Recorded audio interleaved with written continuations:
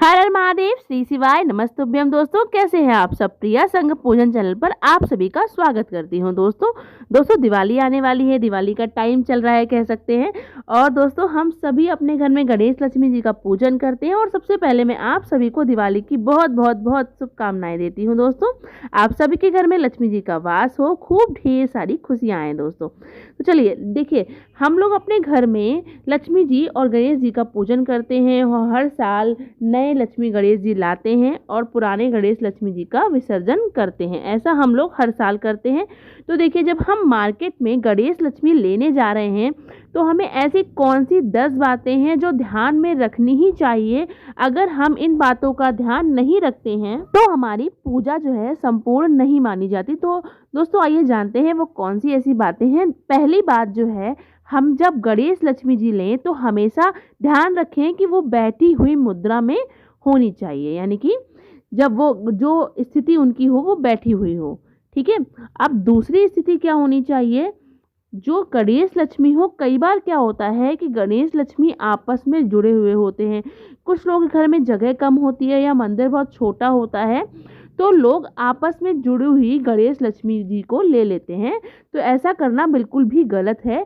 गणेश लक्ष्मी जी की जो प्रतिमा है, जो मूर्ति है, वो अलग अलग ही होनी चाहिए। अब आती है तीसरी बात, कहीं से भी खंडित ना हो, थोड़ा सी भी नीचे नीचे की साइड में भी आप देख लें कि मूर्ति खंडित ना हो।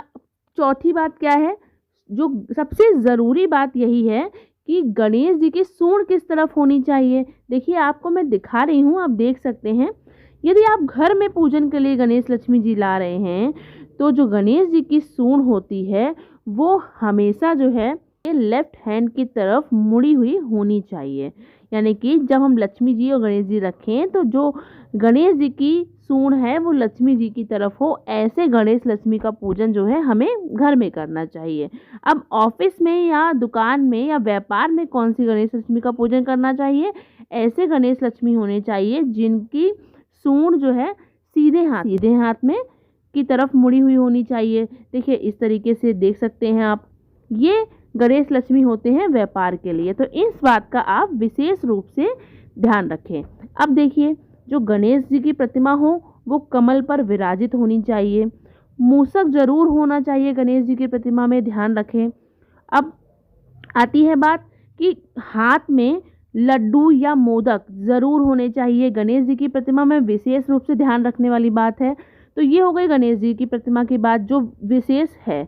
अब लक्ष्मी जी कैसी होनी चाहिए, लक्ष्मी जी कमल पे विराजित होनी चाहिए, यानी कि कमल पे बैठी हुई होनी चाहिए। हाथी पे भी बैठी होनी चाहिए, या कमल पे बैठी हो या हाथी पे बैठी हो, इस बात का ध्यान रखें।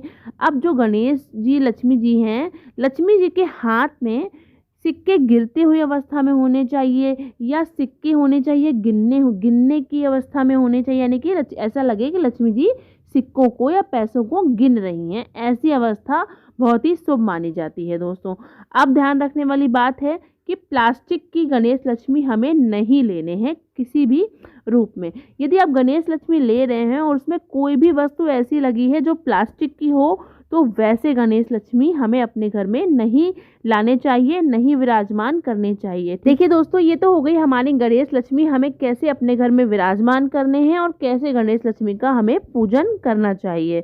अब देखिए, इस बात का विशेष रूप से ध्यान रखें जो मैंने बताया है कि आपको हमेशा बैठी हुई मुद्रा के ही गणेश लक्ष्मी घर में लाने चाहिए। कभी भी खड़ी हुई मुद्रा के गणेश लक्ष्मी हमें घर में नहीं लाने चाहिए। इससे क्या होता है कि हमारी जो मूर्ति होती है वो बहुत उग्र स्वभाव की हो जाती है, चंचल स्वभाव की हो जाती है और इससे हमारे घर में धन का अभाव बना रह सकता है। तो इस बात का विशेष रूप से ध्यान रखें।